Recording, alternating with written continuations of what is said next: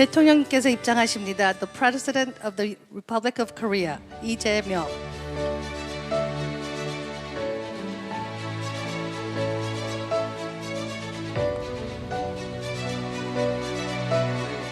반갑습니다.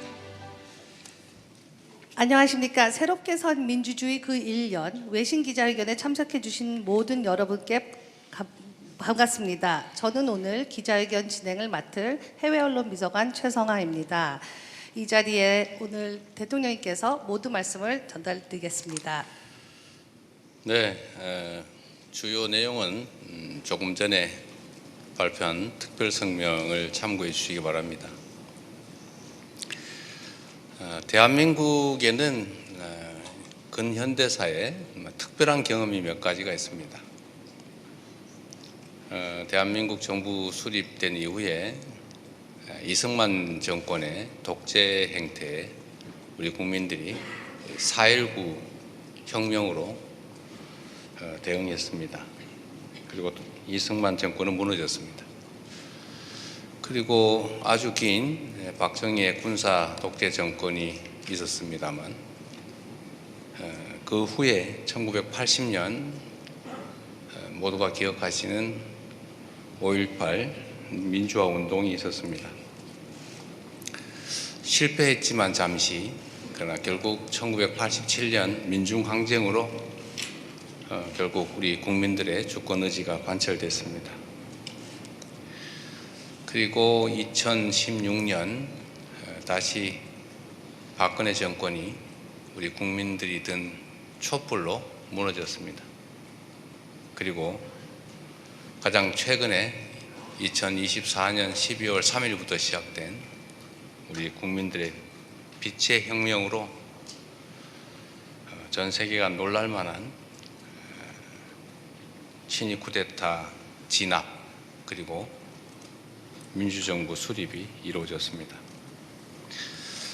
한강 작가가 이런 얘기를 했죠. 죽은 자가 산 자를 구하고 과거가 현재를 돕는다, 이렇게 말했던가요? 제가 작년 12월 3일 집에서 비상계엄 선포하는 장면을 보고 국회로 달려오면서 가장 먼저 떠올랐던 역사적 장면이 광주 민주화운동 당시에 광주 계엄군들이 광주시청, 전남도청으로 쳐들어온다. 우리 광주 시민 여러분, 전남도청으로 모여주십시오 라고 방송을 했던 광주의 한 여성의 목소리가 기억났습니다. 그래서 방송을 시작했죠. 똑같은 심정으로. 군사 쿠데타를 막을 수 있는 힘은 오로지 국민뿐이다. 국민들이 현장에서 함께 해줘야 이 쿠데타를 막을 수 있겠다는 생각으로 제가 현장으로 달려가면서 방송을 했습니다. 국회로 와달라. 그리고 실제로 국민들은 국회로 오셨습니다. 그리고 맨몸으로 결국 군인들의 총칼을 막아서 결국 쿠데타 진압에 단초를 제공했죠.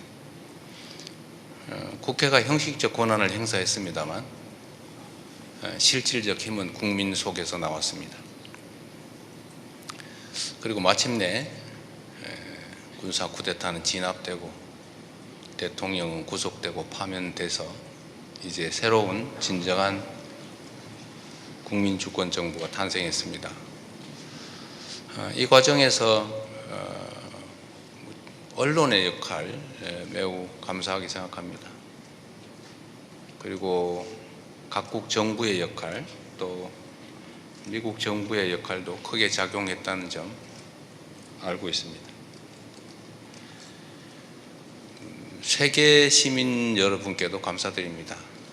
대한민국이라고 하는 문화 강국, 경제 강국, 군사 강국에서 친위 군사 쿠데타라는 매우 후진적 사태가 발생했을 때 참으로 많이 놀랐지만 또 함께 관심 갖고 지원해 준 덕분에 대한민국의 시민혁명이 빛의 혁명이 성공할 수 있었습니다. 대한민국의 이 아름답고 또 평화로운 시민혁명이 민주주의의 회복이 전 세계에 세계사적인 모범이 되기를 바랍니다. 그리고 전 세계에서 민주주의를 위해서 싸우고 있는 세계 시민 여러분, 민주 지도자 여러분께도 감사와 동시에 응원의 말씀을 드리면서 희망을 가지시기를 기대합니다. 네, 고맙습니다. 네, 말씀 감사합니다. 오늘 이 자리는 민주주의 회복을 위한 1년간의 여정을 함께 돌아보고 외신 기자 여러분들이 궁금해하시는 부분들을 소상히 답해드리고자 마련되었습니다. 대통령님께 질문하실 분들은 손을 들어주십시오.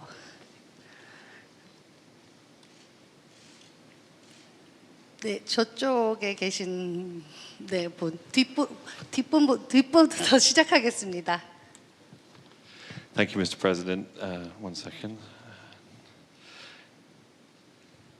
Oliver Hotham from AFP News Agency. I wanted to ask, South Korea's neighbors, China and Japan, are currently engaged in an escalating war of words after Prime Minister Sanae Takaichi suggested her country could intervene militarily against the Chinese attack on Taiwan.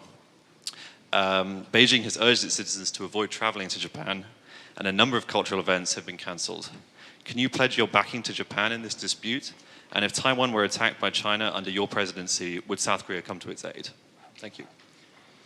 예, AFP 통신 올리버 헛만입니다. 먼저 대통령께 질문드리겠습니다. 지금 최근에 한국의 이웃인 중국과 일본이 서로 그 언쟁을 계속 격화되고 있는 언쟁을 벌이고 있습니다. 가령 다카이치 일본 총리는 대만 유사 사태 시 군사 개입도 언급을 하였고, 중국으로서는 일본과 관련된 문화 행사를 취소하거나 일본으로 가는 관광객 수를 줄이고 있습니다. 대통령께서 혹시 이런 상황에서 일본에 대한 지지를 공개적으로 언급하실 수 있으신지, 그리고 대만에서 유사 사태 시 한국 정부가 어떻게 할 것인지에 대해서 문의드리겠습니다. 대한민국 속담에 싸움은 말리고 흥정은 붙이라고 하는 말이 있습니다. 일본과 중국이 갈등을 겪고 있는데 우리가 한쪽 편을 들거나 그렇게 하는 것은 갈등을 격화시키는 요인입니다. 개인 간의 관계도 마찬가지고 국가 간 관계도 마찬가지지만 최대한 공존하고 존중하고 협력하는 것이 바람직합니다. 특히 동북아는 경제적으로 매우 활력이 있지만 또 군사 안보 측면에서는 매우 위험한 지역입니다. 이런 지역일수록 공통점을 찾아내기 위해서 노력하고 협력할 부분을 최대한 찾아내서 협력하는 게 바람직하겠다는 생각이 듭니다. 한쪽 편을 들기보다는 모두가 함께 공존할 수 있는 길이 무엇인지를 찾도록 하고, 또 가능한 영역이 있다면 우리로서도 갈등을 최소화하고 중재 조정할 수 있는 부분이 있다면 그 부분의 역할을 하는 게 더 바람직하겠다, 이렇게 생각합니다. 네, 다음 질문 받겠습니다.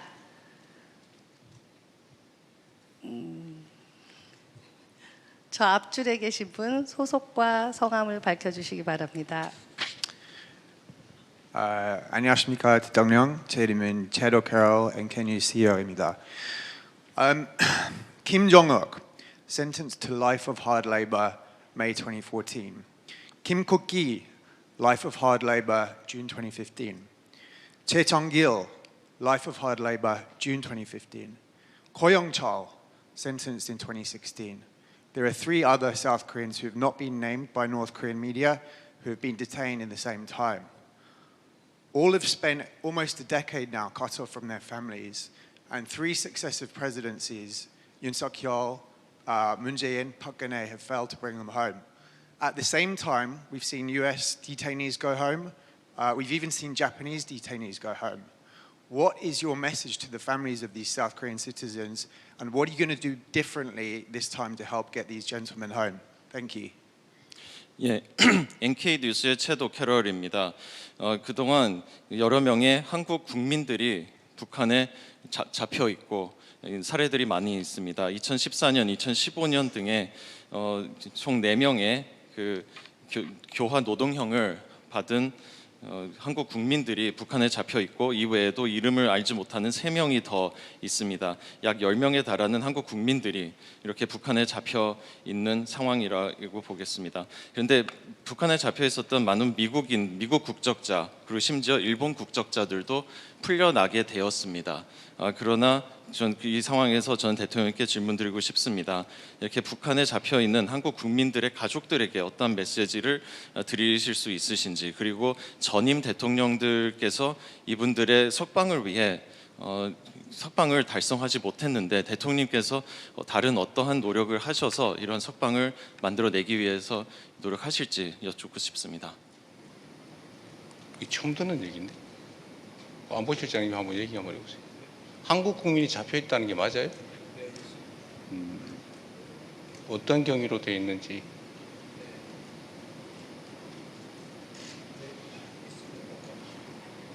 언제 어떤 경위로? 이제 그 들어가서 그냥 못 나오는 경우거나 아니면 우리가 알려지지 않은 무슨 다른 경위로 붙들려 있는 경우가 있습니다. 언제쯤? 시점은 제가 좀 파악을 해봐야 되겠습니다. 몇 년 전에? 예. 시기를 언제 잡혀 있다는 건지 내가 아는 정보가 없어서. So, Choson-Jungang Television, Tongshin, they all reported on this in 2014, 2015. 4 of them were accused of espionage on behalf of South Korea. 2 subsequently in 2016, 2017 were defectors who were allegedly captured in China and brought to North Korea. These cases have been very well documented in media, and like I said, your Foreign Ministry and Unification Ministry have issued statements. Under Yoon Suk-yeol administration, Moon Jae-in overlooked the issue. Park Geun-hye made a lot of statements. It's quite surprising you're not aware of this situation. It says a lot. I'm curious what you're going to do to help bring these people home. Thank you. 예, 조선중앙통신에서 이미 언론 보도가 여러 차례 나왔었습니다. 2014년 그리고 15년에 북한에 잡힌 4명은 스파이 혐의로 잡히게 되었고요. 2명은 2016년, 17년경에 탈북자 출신인데 중국에서 강제 북송이 된 것으로 언론에 보도가 되고 있습니다. 그동안 외교부, 대한민국의 외교부와 통일부는 이에 대해서 성명을 내기도 했었습니다. 특히 박근혜 정부, 윤석열 정부에서는 성명을 냈었는데 문재인 정부에서는 이런 성명이 없었던 것으로 알고 네, 있습니다. 알겠습니다. 대통령께서 이에 대해서 잘 모르시고 계신 것 같습니다만 어떠한 노력을 하실지 여쭙고 싶습니다. 아주 오래전에 벌어진 일이어서 제가 개별적 정보가 부족합니다. 상황을 좀 더 알아보고 판단하도록 하겠습니다. We will follow up with you with that question. So the next question, I think we will let the president pick for himself. 대통령님께서 다음 기자를 골라주십시오. 왜 이때까지 남성들만 주로 하시는 거예요? 네. 저기 뒤에 여성분.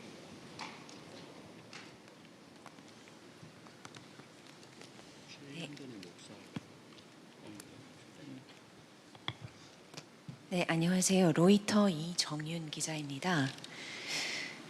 미국 트럼프 대통령에게 페이스메이커 역할을 하시겠다 언급하셨는데요.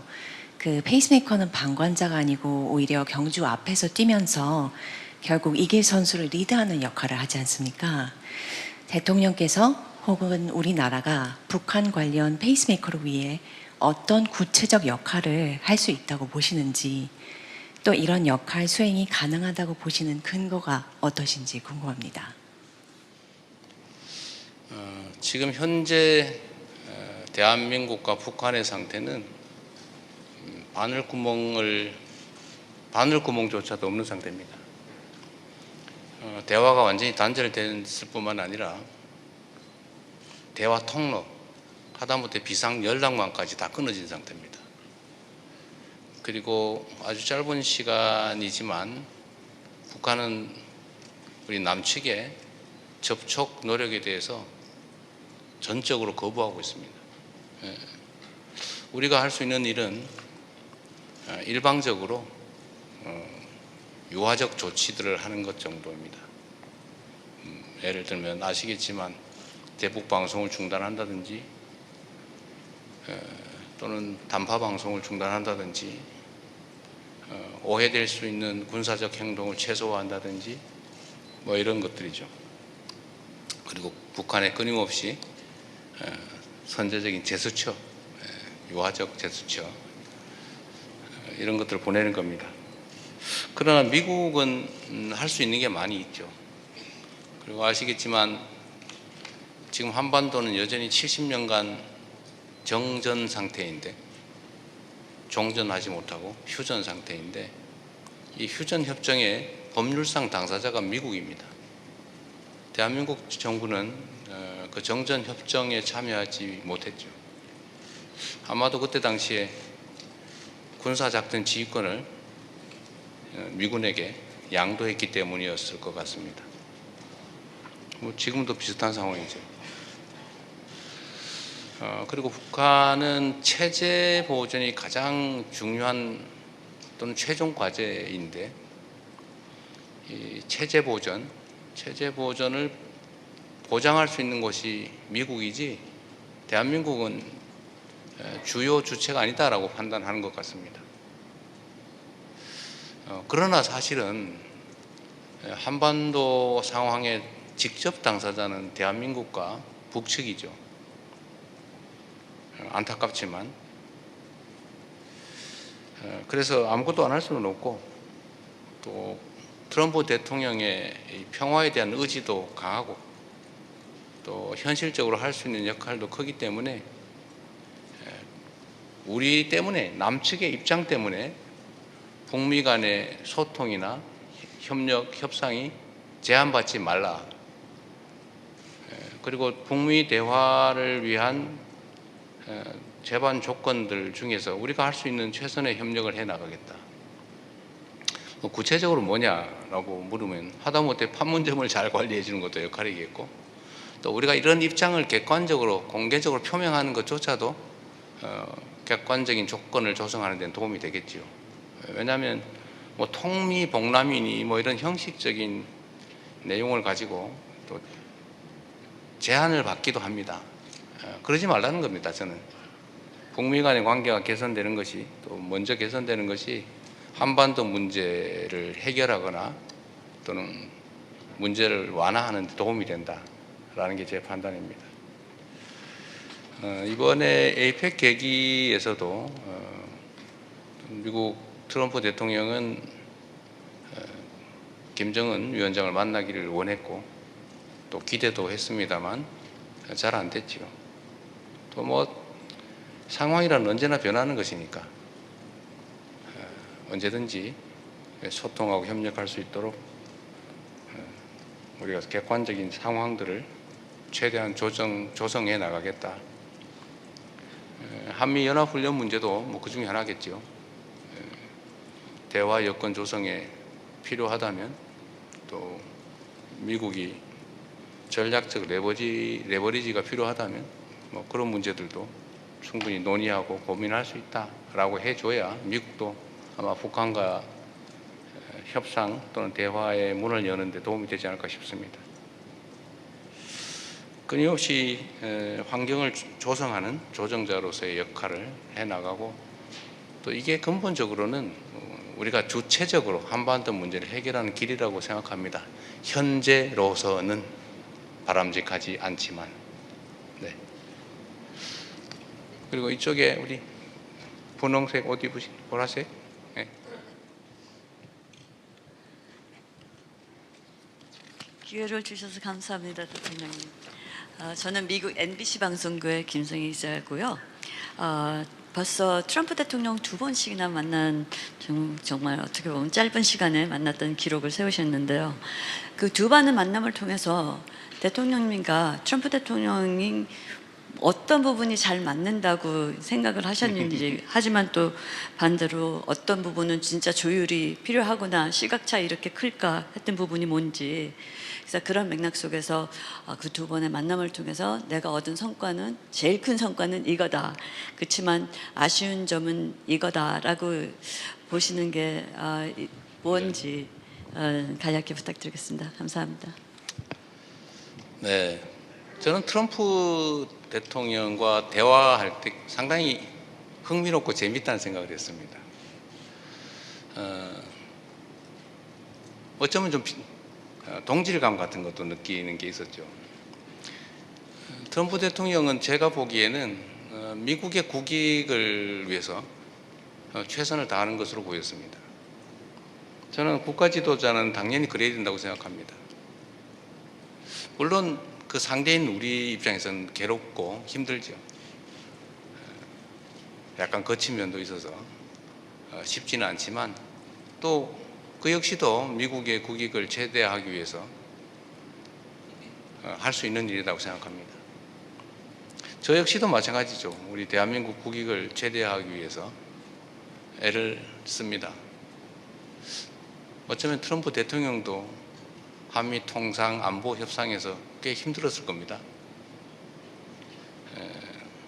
그러나 또 흔쾌히 그 결과에 대해서 존중하고 또 상대를 인정해주고 그런 점이 실용주의자로서의 면모가 뛰어나다라고 생각됩니다. 현실주의자이고 실용주의자이고 또 협상의 또 딜의 대가이기도 하고 또 한편으로 상대를 존중하기도 하는 것 같습니다. 김정관 장관에 대해서 터프한 협상가였다. 좀 무능한 사람이길 바랬는데 좀 힘들었다고 하셨던가? 뭐 그런 표현을 했죠.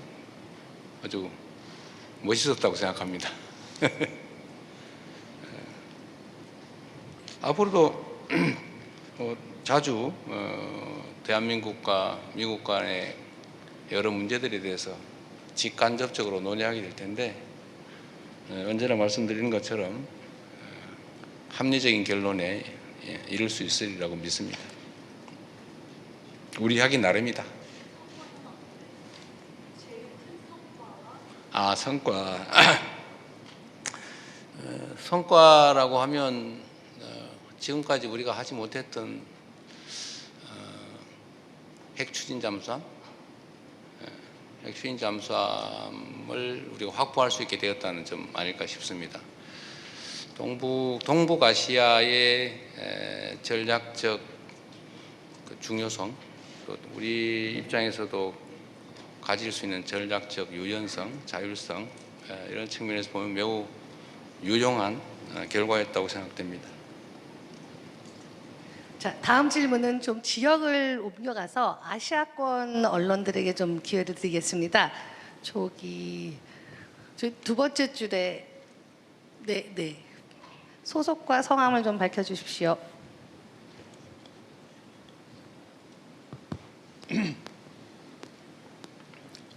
네. 저는 일본 아사히신문의 가이스라고 합니다. 잘 부탁드립니다. 저는 한일 관계에 대해 몇 가지 여쭤보고 싶습니다. 그 대통령님께서는 조만간 일본으로 방문하신다는 그런 일부 보도도 있었습니다만, 최근에 한일 급반 당국 간에 협력이 잘 되지 않는 경우도 있었습니다. 그리고 사독한산 문제도 아직은 한일 간에 의견이 일치하지 않는 부분도 있다고 생각합니다. 이러한 문제를 어떻게 극복하고 앞으로 한일 관계를 어떻게 해 나가실지 궁금합니다. 또 한 가지는 요즘 캄보디아 무대로 사기 사건이 있었는데 거기 한국 사람뿐만 아니라 일본 사람들도 많이 감염하고 있다고 합니다.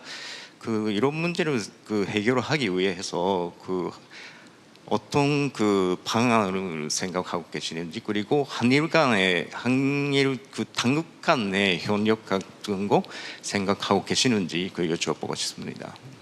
두 번째 질문을 잘 못 들어서 다시 한 번만. 뭐 캄보디아 얘기였나? 캄보디아에서 사기 사건이 있었고 그 한국 사람뿐만 아니라 그 일본 사람도 거기에 많이 합류하고 있는 그런 상황입니다. 그래서 뭐 한일 당국 간에서 그 이런 문제를 해결하기 위해서 뭔가 그 협력 같은 게 그 생각하고 계시는지 예 그거 여쭤보고 싶습니다. 알겠습니다.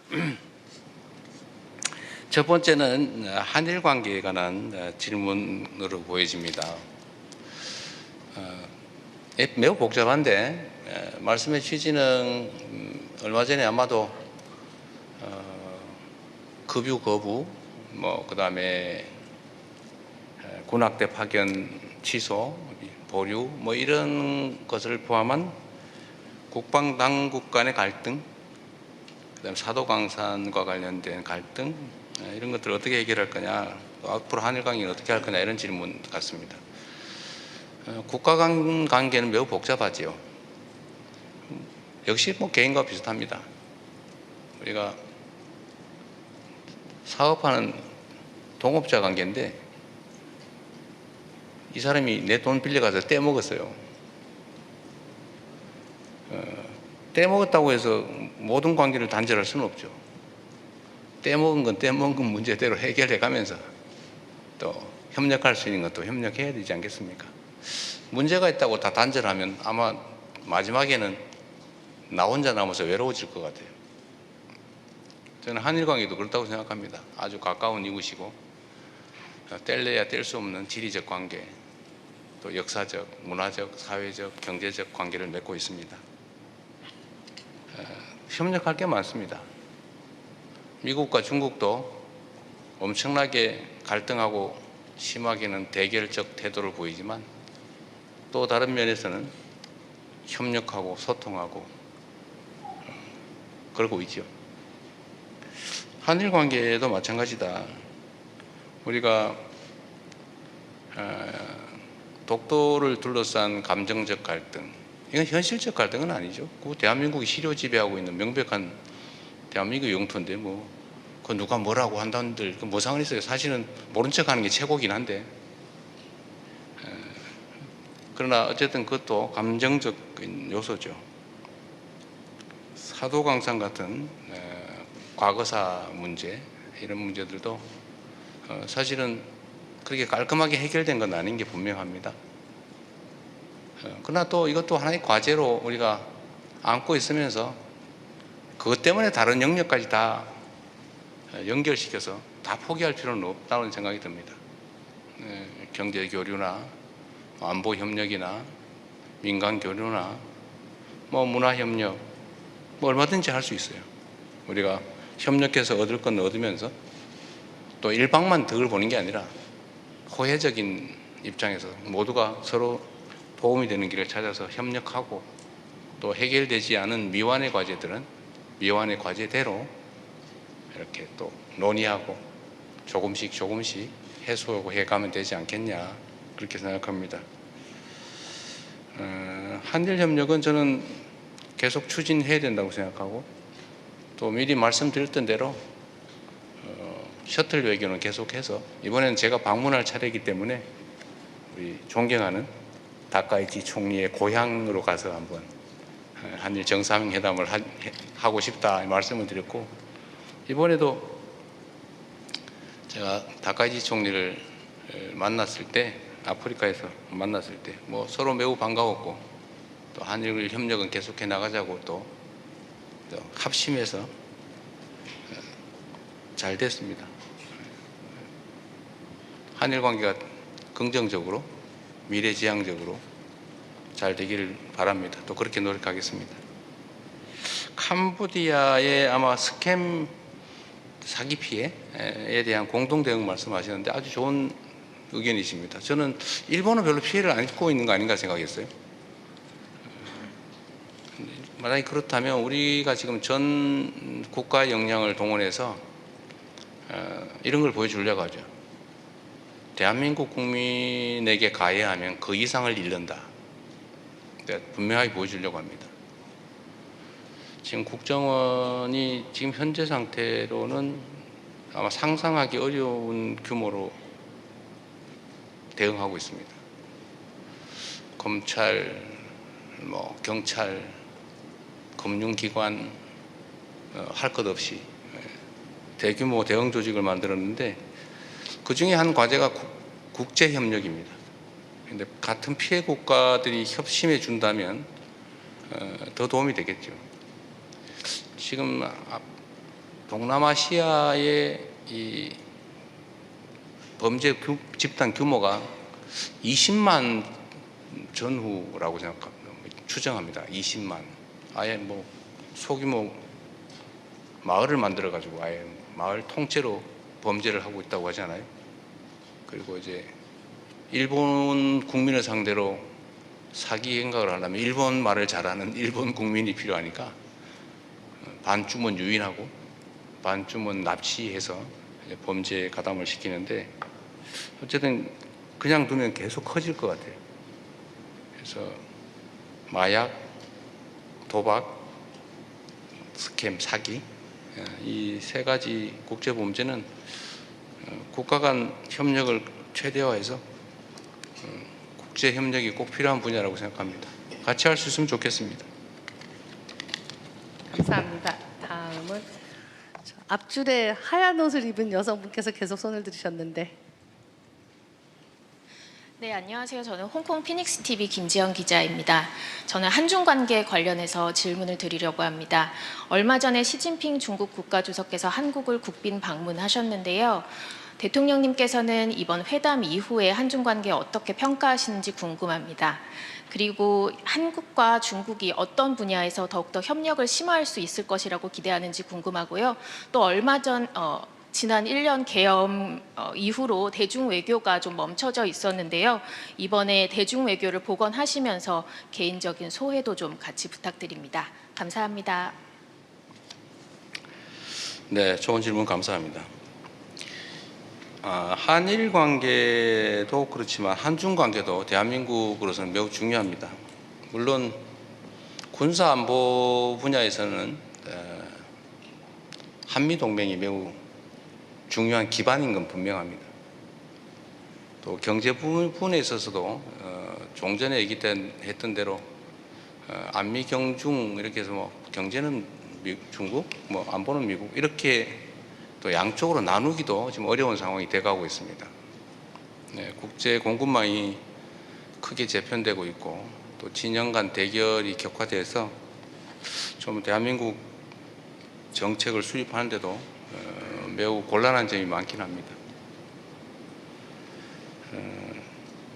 그렇지만 역시 대한민국과 중국은 지리적으로, 경제적으로, 역사적으로, 사회 문화적으로 뗄래야 뗄 수 없는 관계입니다.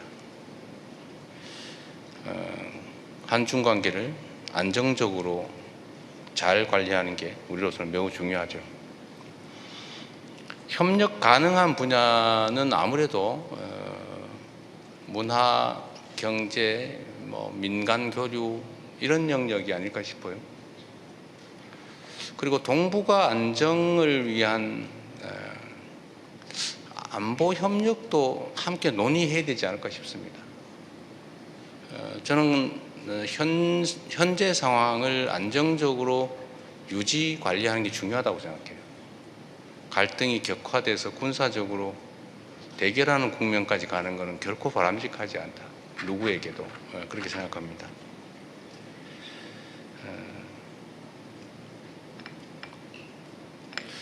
시진핑 주석과의 면담은 아주 흥미진진했어요. 의외로 농담도 잘하시더군요. 생각보다. 한중 관계를 재설정하고 한중 관계를 새롭게 발전시키는 좋은 계기가 됐다고 생각합니다. 가능한 빠른 시간 내에 중국을 방문해서 정상회담을 광범위하게 또 충분한 시간을 가지고 여러 분야에 대해서 논의했으면 좋겠습니다. 아주 기대가 됩니다. 시기가 언제 될지는 모르겠어요.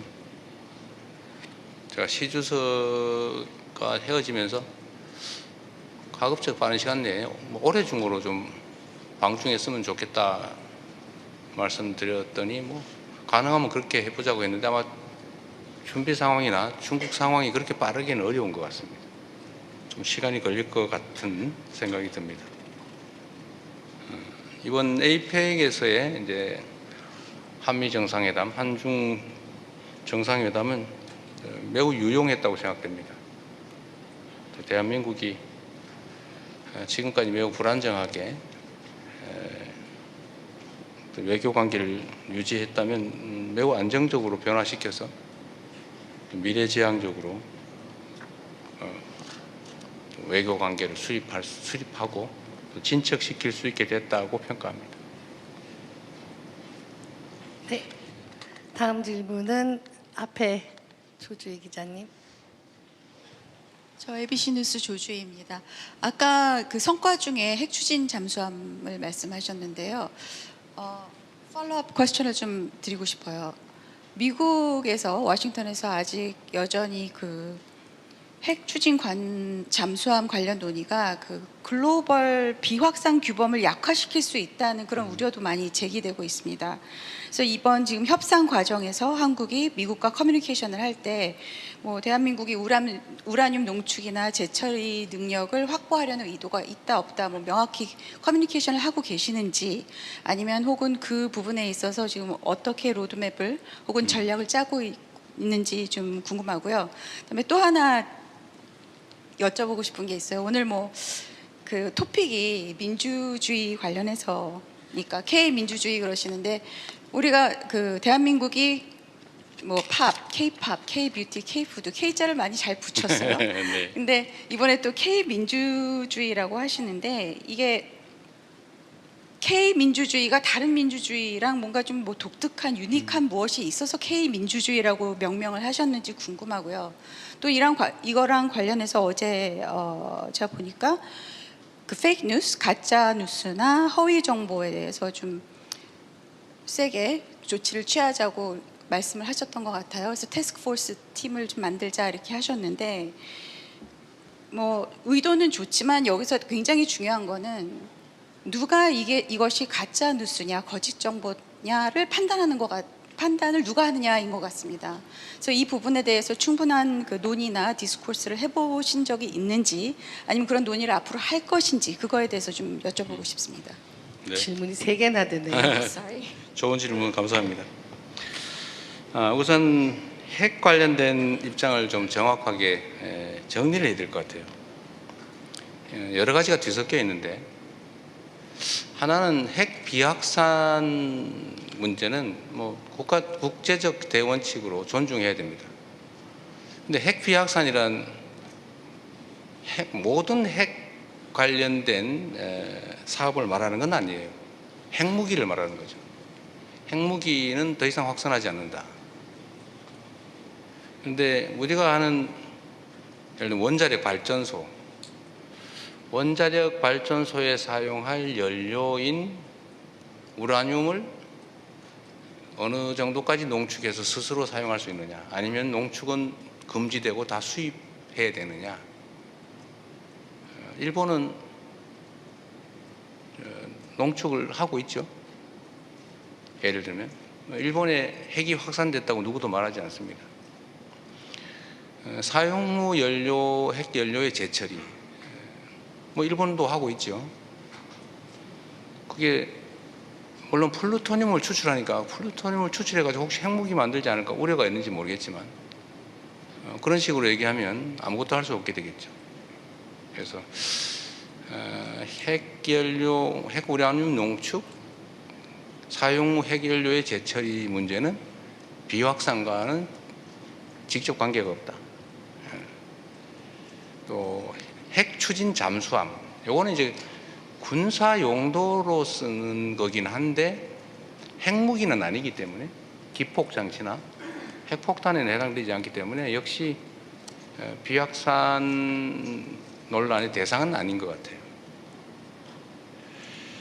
우리는 비확산에 전적으로 공감합니다. 특히 북한이 핵무기를 개발, 보유하고 계속 증강해 가고 있는데 그에 대해서 반대하고 핵 없는 한반도를 추구하지 않습니까?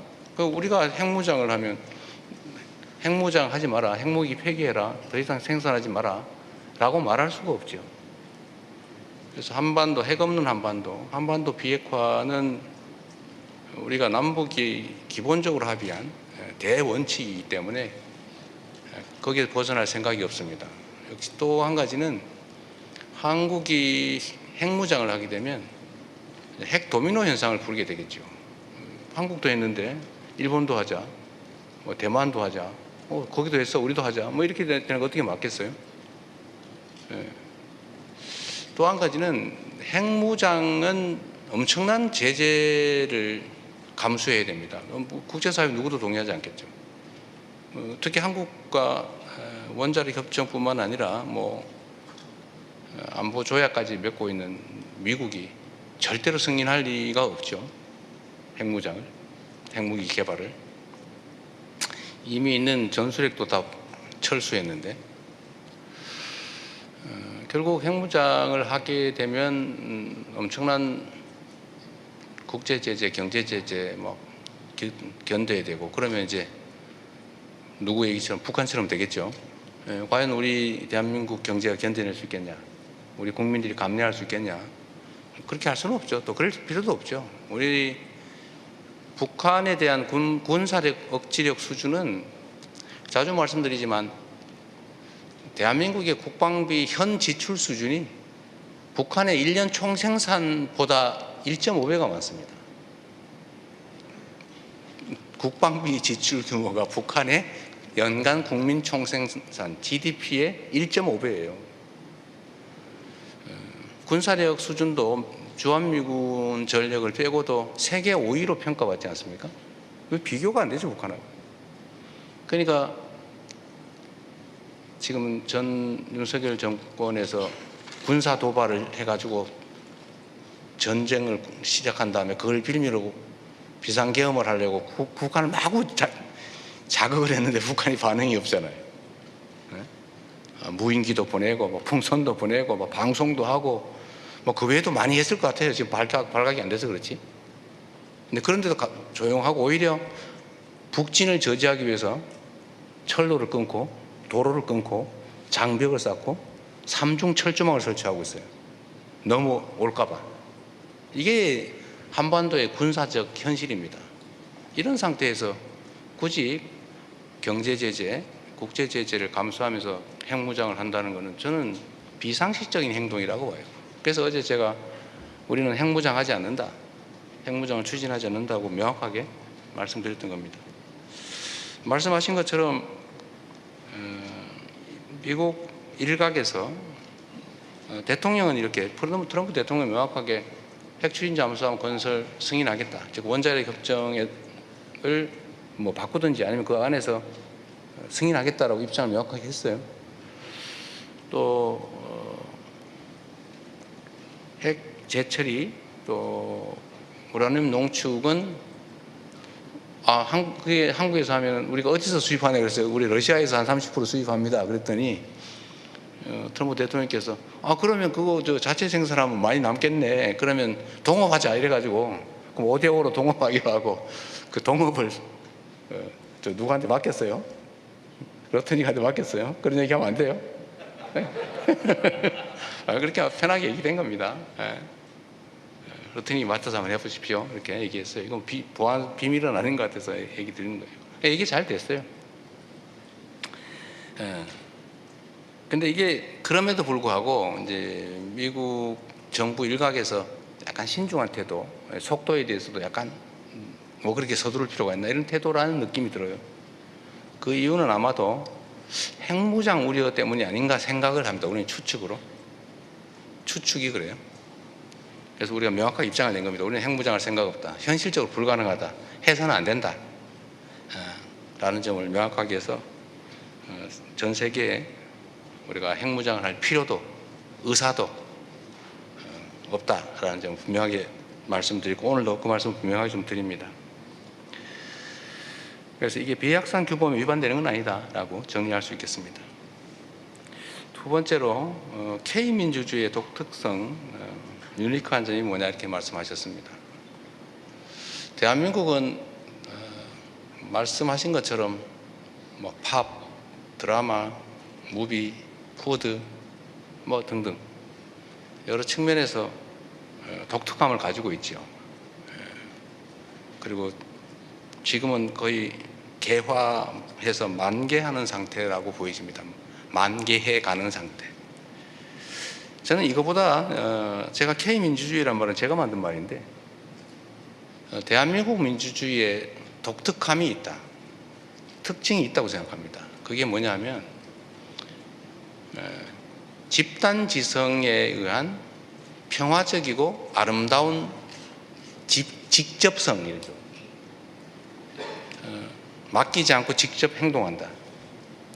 행동하되 폭력적이지 않게 평화적으로 아름답게 한다. 그리고 포기하지 않는다.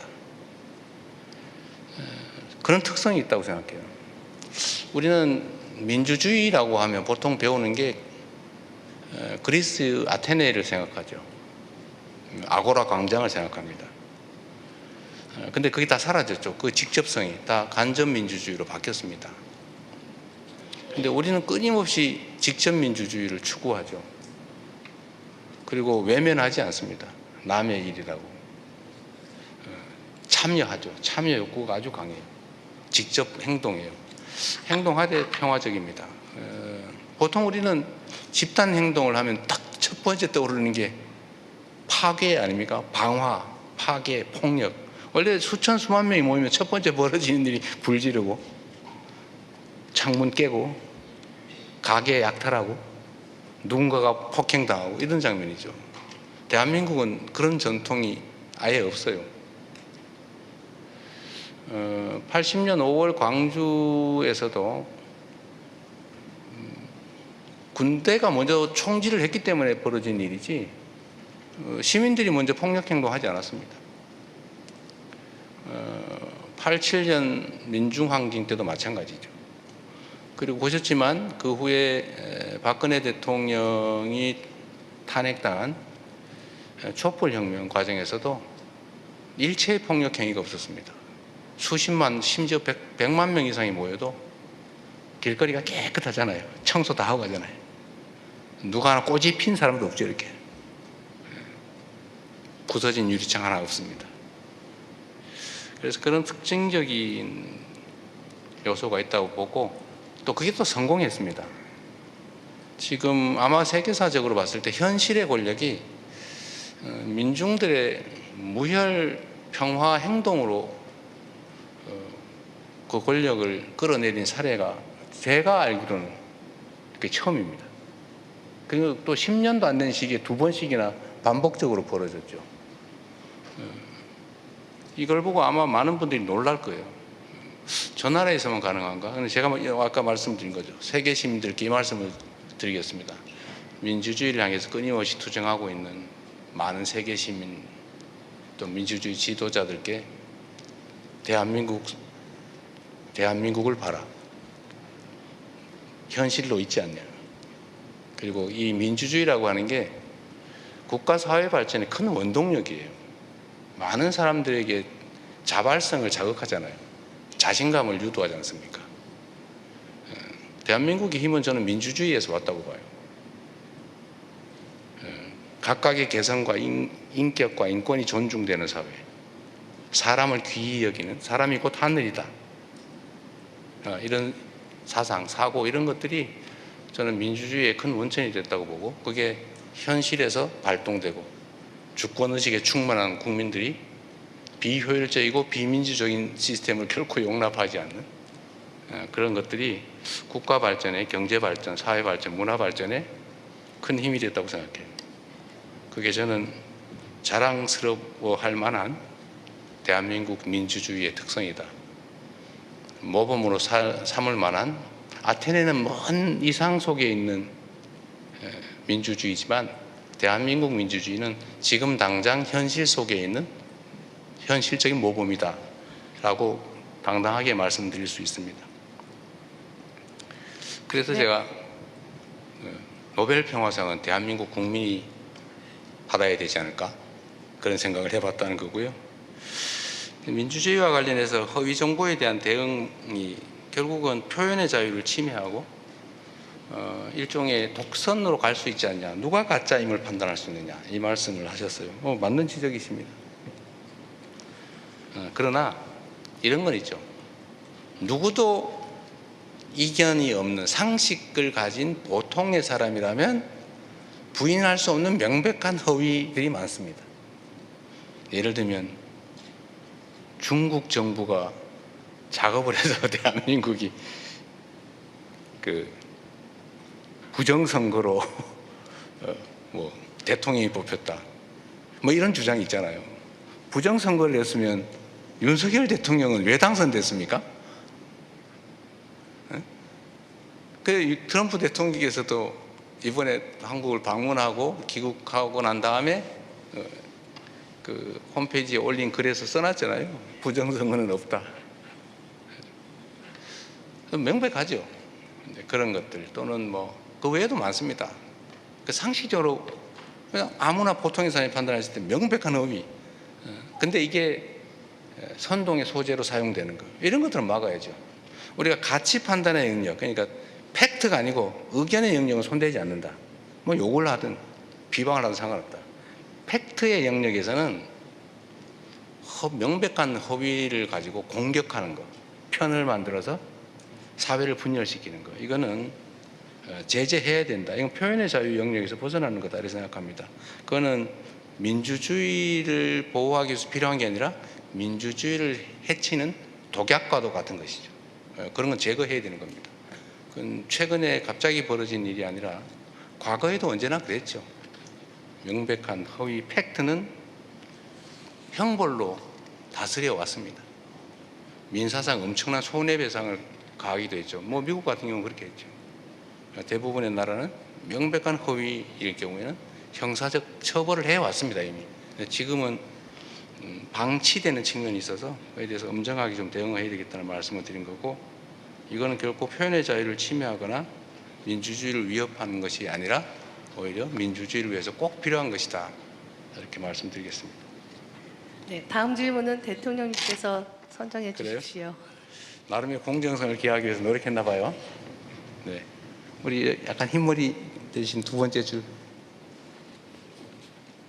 그 다음에 앞에 할게요. 미리 정해놓겠습니다. Jack Barton from Al Jazeera.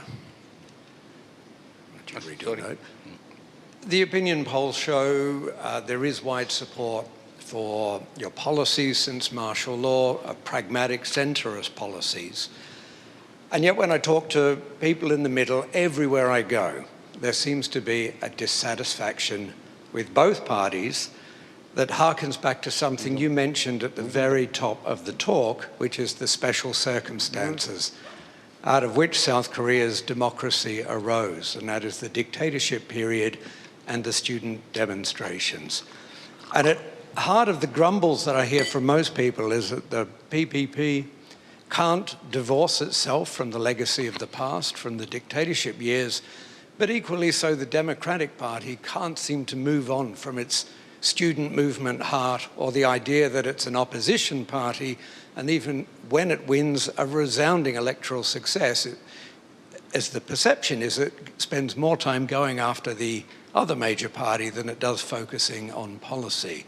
So there is happiness out there that South Korea absolutely has moved on, it has proved resilience, but also a general dissatisfaction that the two major parties are still in this dynamic. And it seems like a dynamic that would lead to history repeating itself, perhaps not as dramatically as we saw a year ago.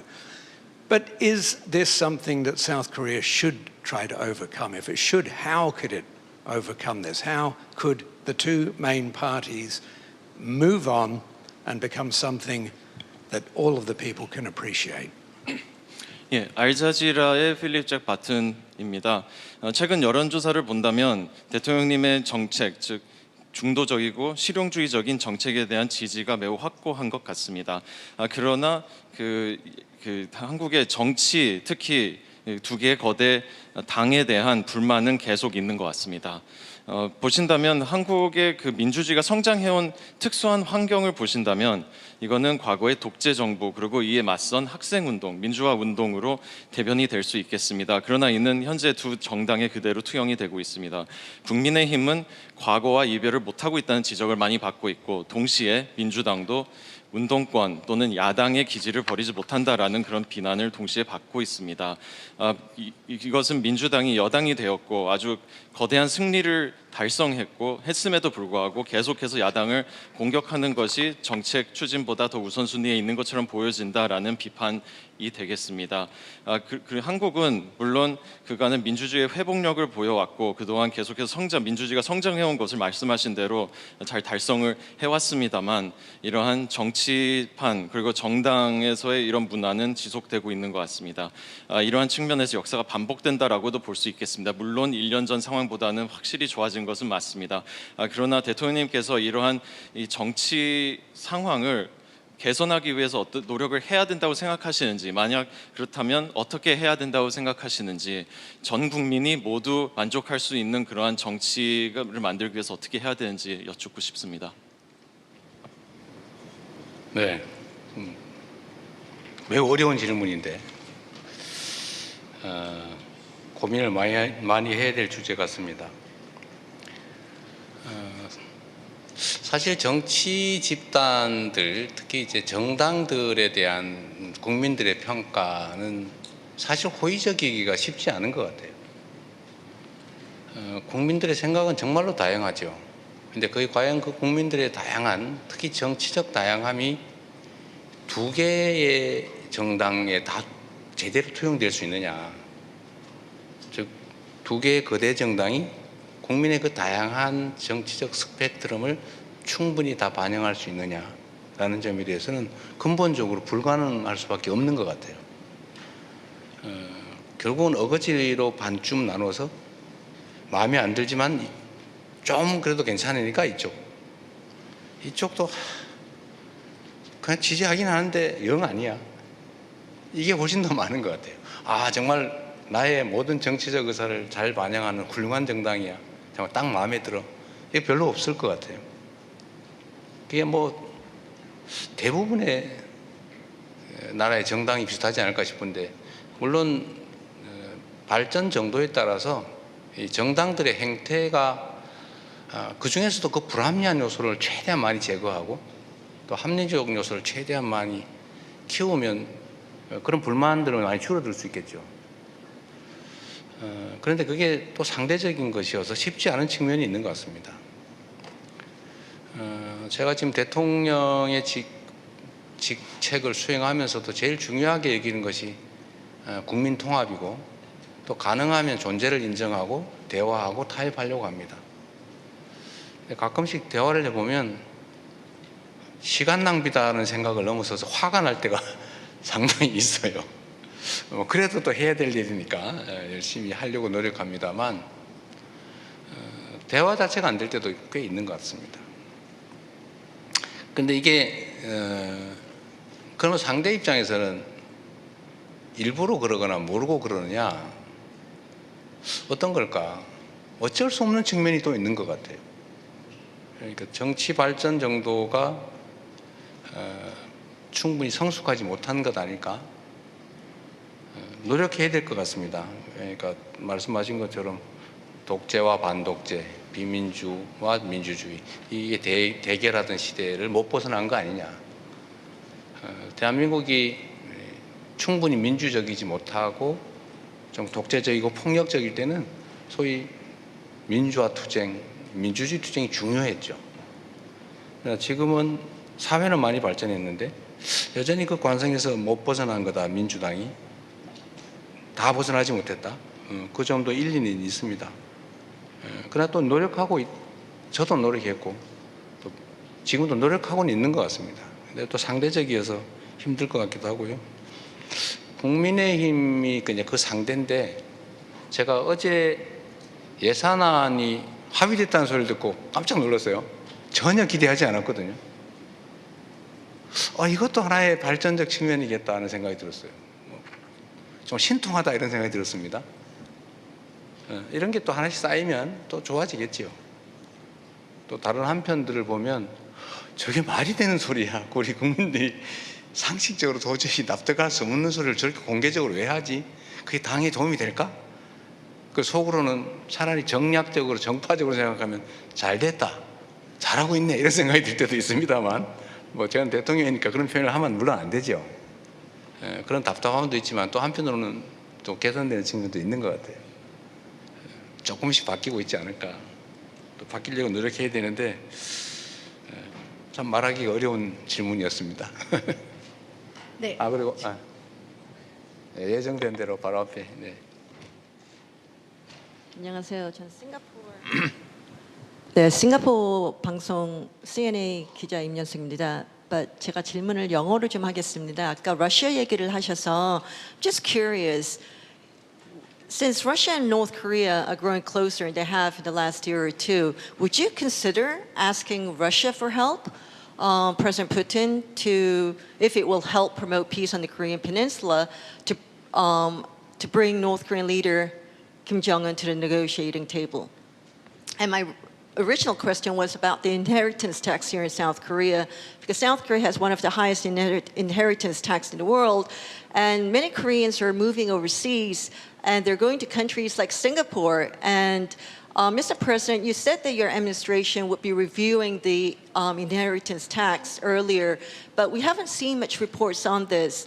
Just curious as to how the review is progressing, and Mr. President, what you think should be done, what South Korea can do to ensure that South Koreans don't go overseas because of the inheritance tax here in South Korea. Thank you.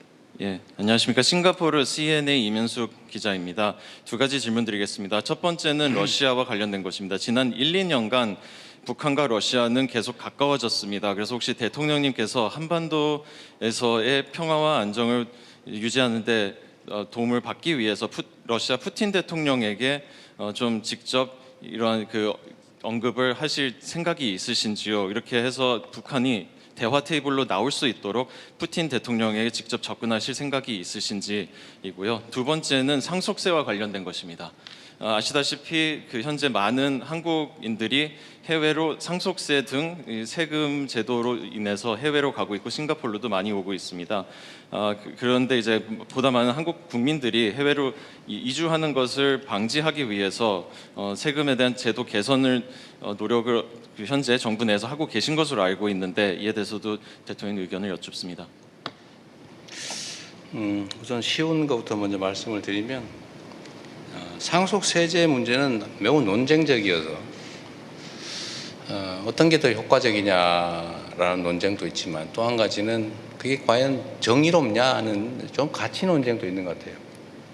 그래서 쉽게 얘기하기는 어려운데, 하여튼 말씀하시는 그런 불합리한 측면들도 좀 있어서 좀 진지하게 고민해 봐야 될 부분인 건 맞습니다. 그러나 지금 단계로는 상속세 자체를 개편하는 것은 크게 본질적으로 개편하는 것까지는 고민하지 못하고 있어요.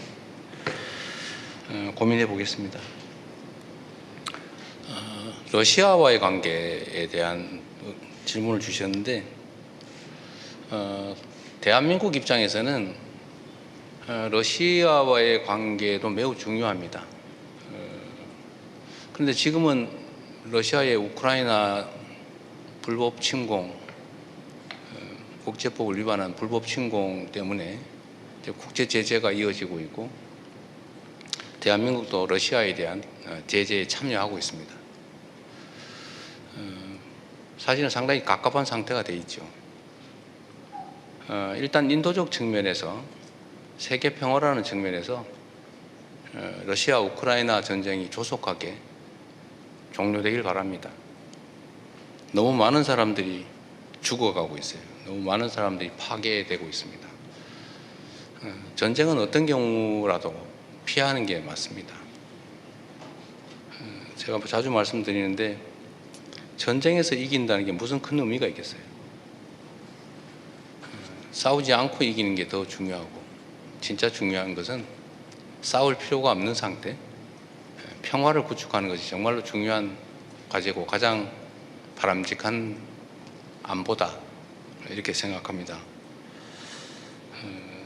우크라이나도 그렇고 가자 지구도 그렇고 그 죄 없는 사람들이 폭탄에 총칼에 죽어가는 거, 그것도 한둘도 아니고 그 무수한 사람이 죽어가는 거 결코 용납해서는 안 될 일이죠.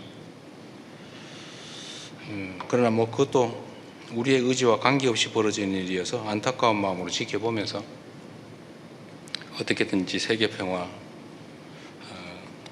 특히 그 중에서도 동북아 안정이 정말로 중요하다는 생각을 합니다. 그러기 위해서는 끊임없이 대화하고 소통해야죠. 그리고 협력할 건 협력하고 또 싸울 때는 싸우더라도 더 비정상적 관계로 가지 않게 하기 위해서, 조금 더 나은 상태로 만들기 위해서 끊임없이 노력해야 됩니다. 북러 관계가 우리 입장에서 매우 바람직하지 않은 상태로 진전되고 있는 건 사실이죠. 그렇다고 해서 포기할 수는 없습니다. 더 나빠지지 않게 하고 또 좀 더 나은 상황으로 개선될 수 있게 노력해야죠. 러시아와의 관계도 저희로서는 참 어렵긴 하지만 끊임없이 소통해 보려고 노력합니다. 그러나 지금 단계로서는 할 수 있는 게 매우 제한적이라는 점은 분명합니다. 의사도 있고 소통하고 또 필요하면 만날 의사도 있고 필요도 하지만 현재로서는 매우 어렵다. 그렇게 말씀드리겠습니다. 네, 벌써 시간이 1시간이 넘어갔습니다. 저희 이제부터는 한 마지막 질문을 받아야 될 것 같은데요. 지역상 이번에 기회를 못 받은 지역의 스페인어권의 기회를 드리겠습니다. 네. 감사합니다. 안녕하십니까, 이 대통령님. 아헨시아 AFP 발데스 로이통 기자입니다. I'm going to make my question in English. Thank you for the conference today. Recently, you commented in social media that the previous government brought the country to the brink of war amid allegations of covert leaflet operations to North Korea, which have been denounced by Pyongyang before the United Nations. My question is, would your administration consider issuing a state-level apology to Pyongyang for these actions as a way to help to reduce tensions? Thank you very much. 예, 안녕하십니까, 스페인 EFE 방송입니다. 최근에 대통령님께서 SNS에서 전 정부가 대한민국을 전쟁 직전 상태까지 몰고 갔다라고 말씀을 하셨습니다. 그 이유 중 하나는 은밀한 전단지 작전을 북한에서 수행을 했다는 것입니다. 이는 또한 유엔에서 비방을 받기도 한 사안입니다.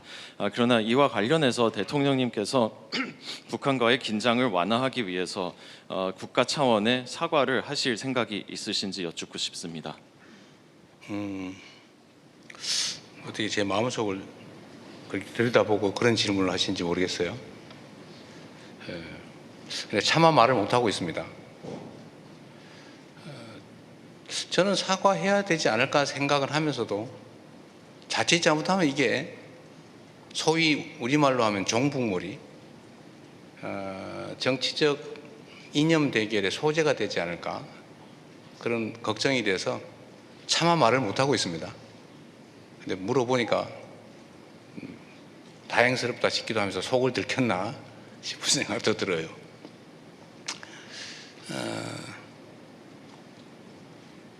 그냥 이 정도로 끝내겠습니다. 그리고 내가 사심 질문을 하나 받게.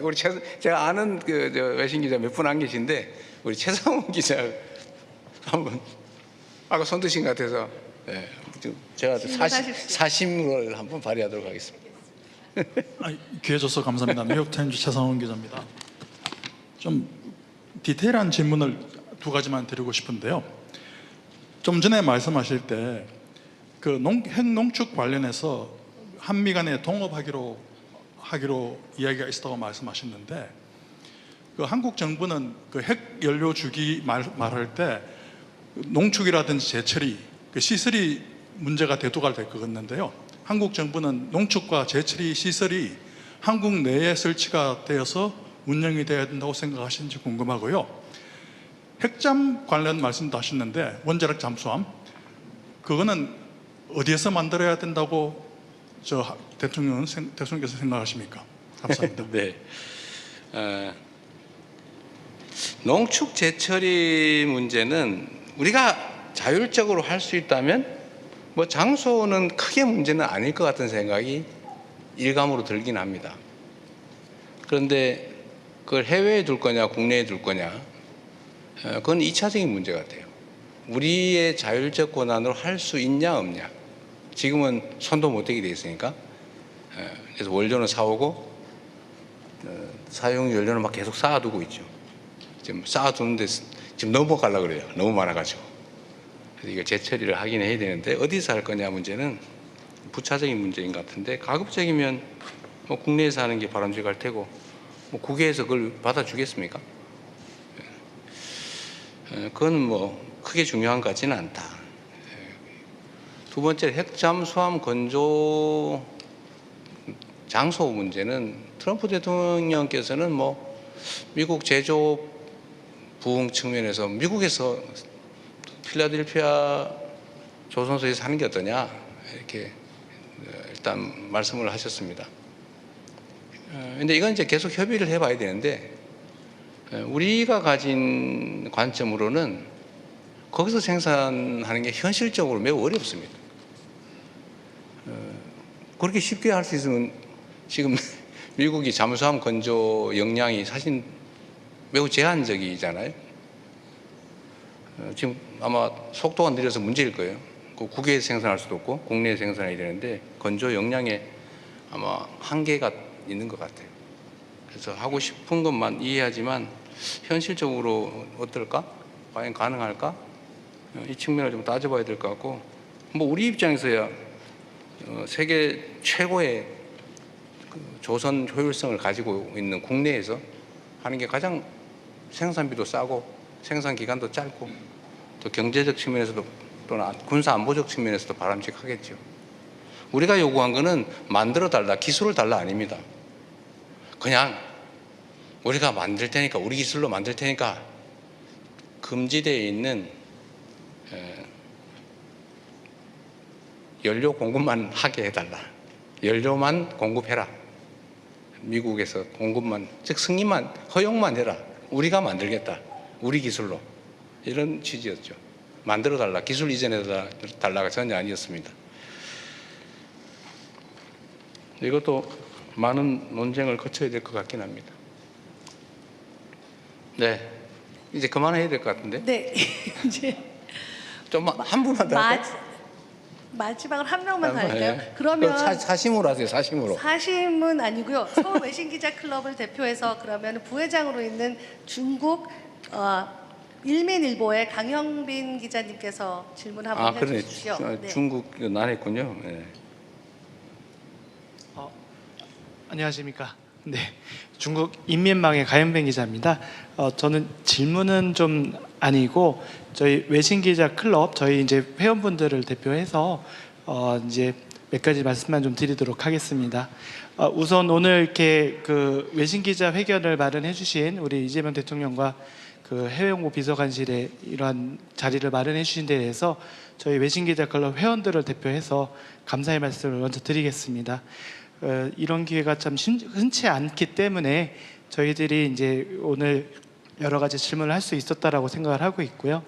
아울러 저희 그 외신 기자들이 한국에서 취재를 하는 여러 가지 환경에 있어서 여러 가지 애로사항들이 있고 또 에이펙 때에도 조금 이제 여러 가지 어려운 점들이 있었는데, 물론 이제 해외홍보 비서관실에서 적극적으로 도와주시고 우리 홍보수석께서도 많이 도움을 주셔서 해결을 했습니다만, 그래도 조금 이제 미진한 부분에 대해서는 조금 더 적극적으로 저희를 지원을 해주시면은 우리 대한민국에서 발생한 우리 이제 계엄을 비롯해서 이제 에이펙까지 저희 외신들의 역할이 조금 더 커질 수 있지 않을까 그렇게 생각을 합니다. 그런 부분에 대해서 대통령께서 좀 관심을 가져주시고 저희들이 취재를 할 수 있도록 많은 도움을 주시기를 클럽 회원들을 대표해서 말씀을 드리도록 하겠습니다. 고맙습니다. 네, 말씀 감사합니다. 이제 마무리로 대통령님의 마무리 말씀을 듣고 종료하겠습니다. 근데 중국 언론은 정말 질문이 없었던 것 같아요. 저분 한 분밖에 안 계세요? 여기 두 분이 하셨습니다. 했어요? 네. 죄송합니다. 빠진 데 없죠, 그러면? 빠진 데가 없으면 여기까지만 하겠습니다. 외신 취재 지원을 좀 강화해 달라는 말씀은 그건 뭐 전적으로 당연히 그렇게 해야 되는데 좀 부족한 게 있으면 구체적으로 말씀을 하시고 지원은 최대한 해드리도록 하십시오. 언론의 역할은 정말로 중요합니다. 제가 이번 12월 3일 이번 내란 사태를 겪으면서 이제 떠오른 생각들이 몇 개 있었는데 뭐 가장 먼저 떠오른 건 역시 과거의 광주 민주화 운동의 상황이죠. 뭐 제가는 그때 목격하지도 못했고 언론 통제에 속아가지고 광주가 진짜 폭도들이 나라를 뒤집기 위해서 반란을 일으킨 걸로 알았어요. 폭동을 일으킨 걸로 알았습니다. 그래서 군대에 의한 무력 진압이 온당하다 이렇게 생각하고 저도 정부 그다음에 그 사이비 언론들이 속아가지고 그들을 편들어서 광주의 그 억울한 희생자 가족들을 비난했죠. 죽어 마땅하다. 왜 저거밖에 못 죽였나 뭐 이런 식의 주장에 동조했죠. 그래서 언론이라 정말로 중요합니다. 그리고 또 한 가지 생각은 당시에 작전 지휘권, 군대 이동에 관한 권한은 미군이 가지고 있었는데 어쨌든 공수부대들이 광주로 다 이동해가지고 학살을 자행할 때 저는 지금 그게 어떻게 정리되는지 모르겠지만 이 군대에 대한 지휘 권한을 가지고 있는 미국 당국이 최소한 방임, 동조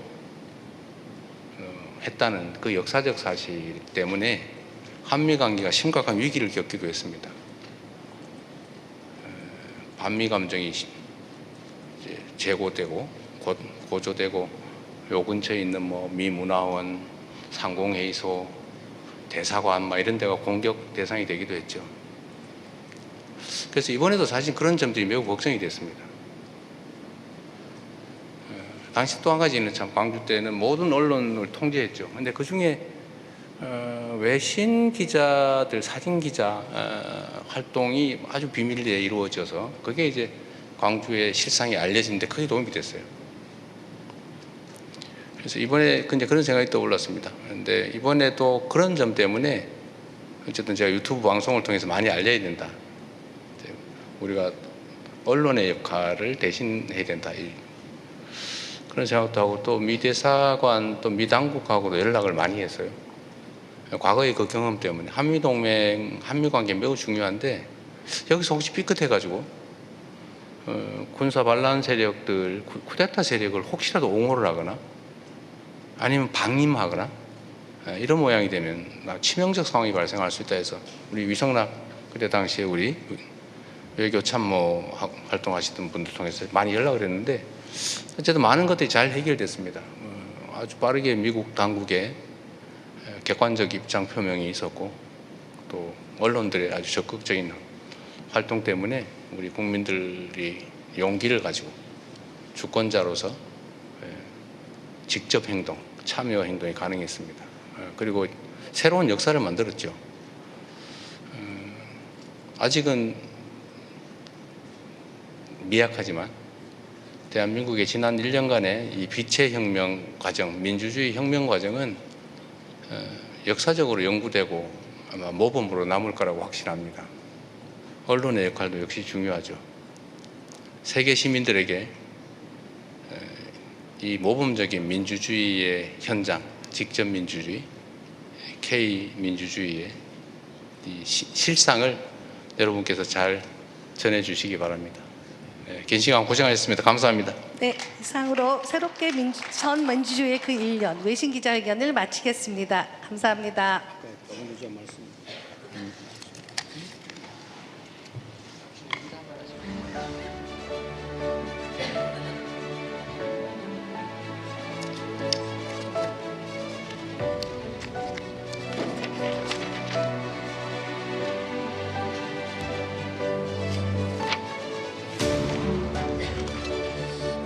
아까 NK 뉴스에서 질문하신 내용은 우리 저기 안보실장께서 개별적으로 설명해 드리도록 하겠습니다.